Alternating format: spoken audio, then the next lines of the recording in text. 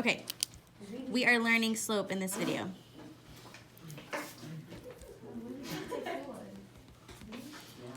The easiest way to remember slope is rise over run. There is also a formula for slope that looks like this. y2 minus y1 over x2 minus x1. You are allowed to use either one that you'd rather use. You can use the actual formula or the thing that you have to memorize. Whenever you have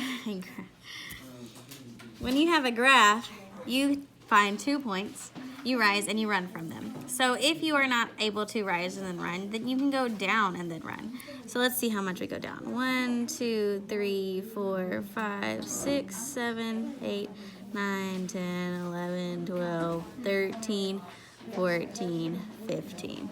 So looks like the slope on this one is a negative, or the rise on this one is a negative 15.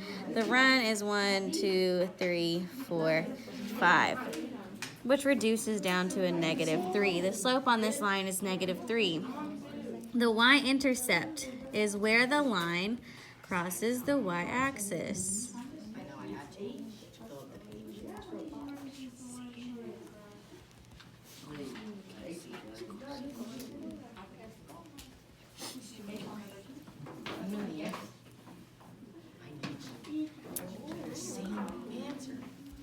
So we learned about the slope, the y-intercept, and the y-intercept is where the line crosses the y-axis, which would be down here on the graph, which is at negative 6. So we know that the slope is this. The y-intercept is negative 6. Those are a lot really easy to see. The last thing I need to teach you is this. Y equals mx plus b. This is the name of a line. These two pieces are just details of a line. You then have to put these two numbers into the actual line form.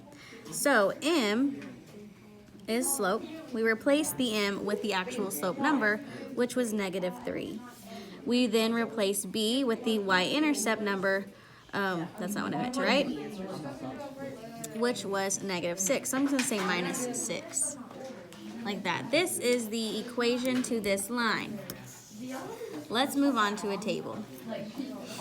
If I'm finding rise over run from this table, I could always do that. Or I could use my y2 minus y1. Let's use the y2 minus y1. First thing I do is I always choose two coordinates. Here's a coordinate and here's a coordinate. Second thing I do is label my points. This is an x, that's an x because those are from the x line. This is the y and this is the y.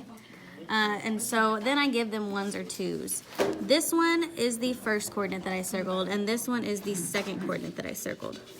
And then I go and put them into that formula.